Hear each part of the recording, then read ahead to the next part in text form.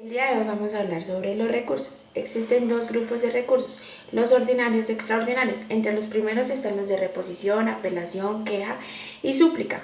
Recursos extraordinarios de revisión y de unificación de jurisprudencia.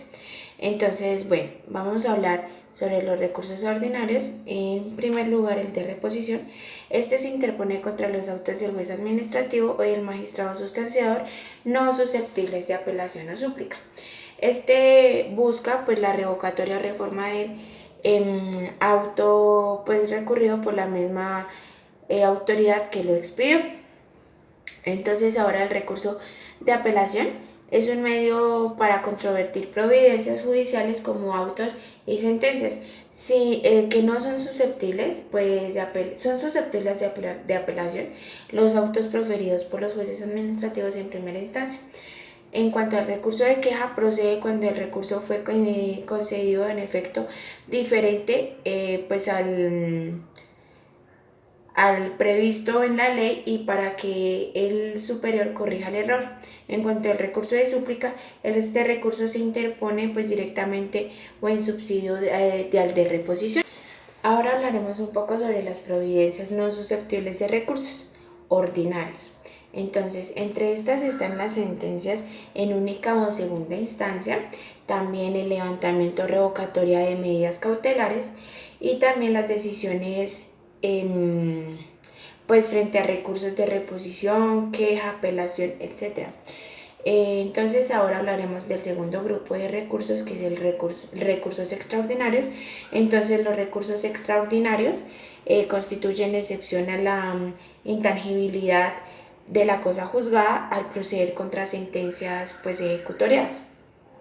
Entonces, no cabe recordar que el trámite del recurso no suspende el cumplimiento de la sentencia. Entonces, también se preguntarán cuáles son las causales de revisión. Entonces, en primer lugar tenemos pues la prueba recopilada, los documentos falsos o adulterados, el dictamen de peritos condenados, también la violencia o cohecho en la sentencia, también está la nulidad originada en la sentencia, la persona con mayor derecho y pues también está el desconocimiento de la cosa juzgada. Entonces, bueno, ahora hablaremos sobre los requisitos de procedibilidad o requisitos previos. Entre estos está la conciliación extrajudicial, la renuencia en acción de cumplimiento, la solicitud previa en acciones populares y el pago pues previo en acción de repetición. Entonces, estos son algunos pues requisitos de procedibilidad. Entonces, ahora hablaremos sobre la demanda y cuáles son pues sus requisitos. Entonces, bueno, tenemos que tener en cuenta que cumplidos los requisitos de procedibilidad se puede presentar la demanda y esta debe contener pues el tribunal competente. Entonces tiene que ser el tribunal pues que puede conocer del tema que se va a llevar la demanda. Está también otro requisito que es la designación de las partes y sus representantes, si tiene apoderados y demás. También deben estar expresas en este escrito las pretensiones, los hechos u omisiones. También deben estar los fundamentos de derecho. Estos se deben tener en cuenta, son muy importantes. Y también se deben anexar las pruebas, la cuantía, si es el caso, las notificaciones donde se pueden pues comunicar a las partes sobre el proceso y pues también debe contener los anexos que deben pues contener la demanda y toda aquella prueba que sustenten la deben anexar ahí.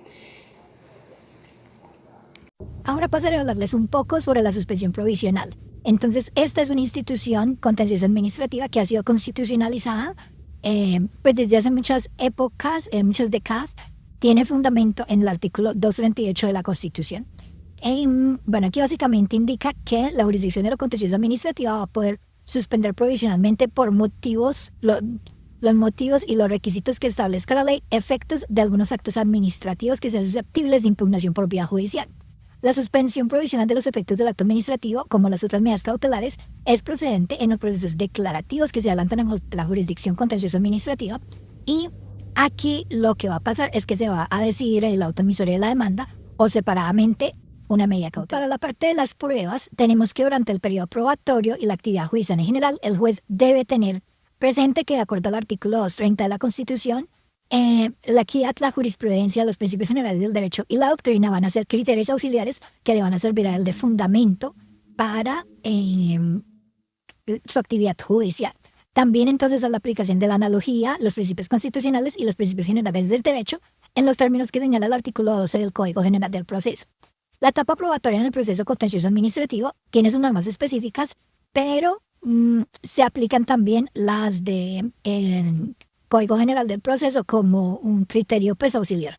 Para la solicitud de las pruebas, las partes solicitan el decreto y la práctica de las pruebas en los escritos de la demanda, la reconvención si se presentaren, la contestación de la demanda, los escritos de intervención de terceros, pero también el juez o el magistrado sustanciador va a poder decretar de oficio algunas pruebas que considere pertinentes para que se esclarezca la verdad. Entonces, existen tres tipos de pruebas: las pruebas de parte, las pruebas de oficio, que son las que decreta el juez o el magistrado, y las pruebas extraordinarias. El rechazo y la práctica de pruebas, pues el juez va a rechazar toda aquella prueba que considere ilícita.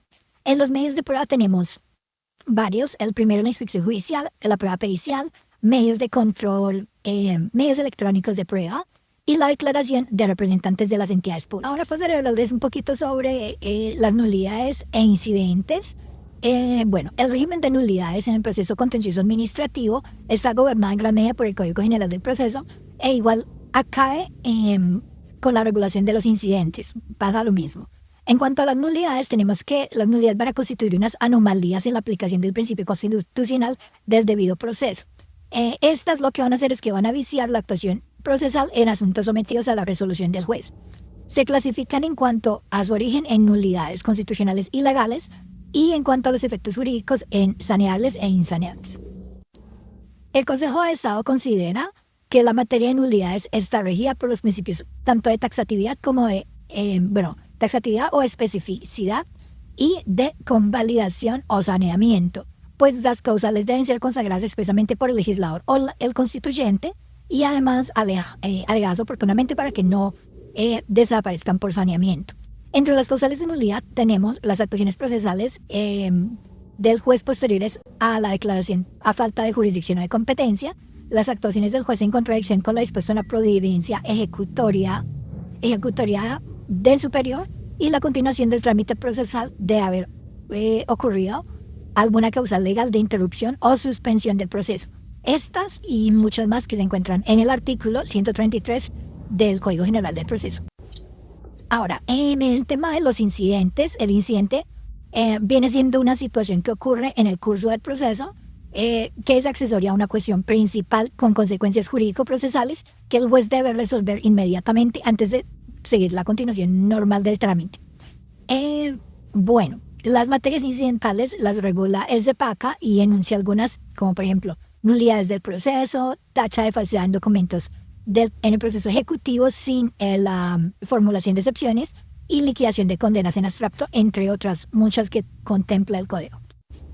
En cuanto al trámite de los incidentes, el artículo 210 del CEPACA va a establecer el procedimiento a seguir para tramitar el incidente.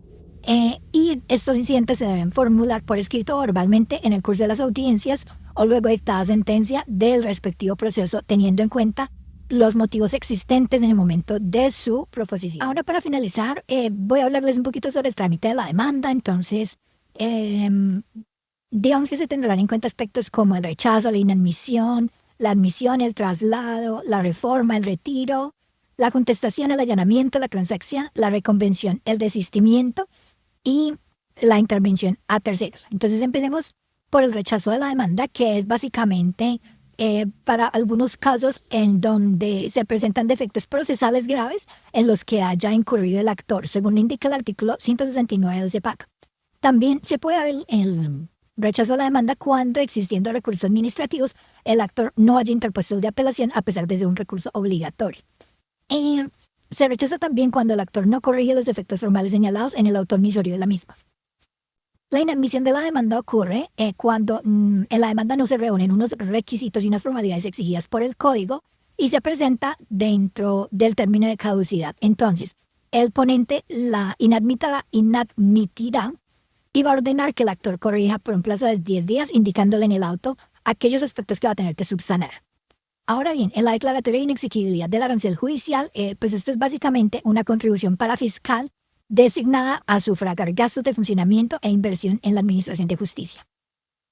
Cuando se da la admisión de la demanda, es decir, cuando se reúnen los requisitos de ley, se va a proferir un automisorio de la misma, dándole el trámite que va a corresponder, aun si el demandante ha iniciado una vía procesal inadecuada. Ahora, cuando está inadmitida, cuando se admite, disculpen, la demanda, lo que va a pasar es que se va a correr traslado de la parte demandada al Ministerio Público, a la Agencia Nacional de Defensa Judicial del Estado y a quienes tengan interés dentro del proceso por un término de 30 días para que contesten, expongan excepciones, propongan excepciones, soliciten pruebas, allanen en garantías si ello, pues si el lugar, y para que presenten demanda de reconvención si fuese el caso. Ahora, la intervención de terceros es básicamente las personas que tengan interés directo en el resultado del proceso pueden participar en su desarrollo en condición de coadyuvantes o impugnadores. Litis consorcios facultativos e interviniente, de acuerdo con unas exigencias que serán diferentes según cada caso, según cada naturaleza de las pretensiones.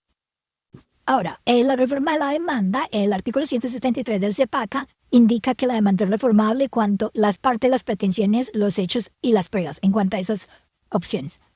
No se va a poder sustituir la totalidad de demandantes o demandados, ni de las pretensiones, ni de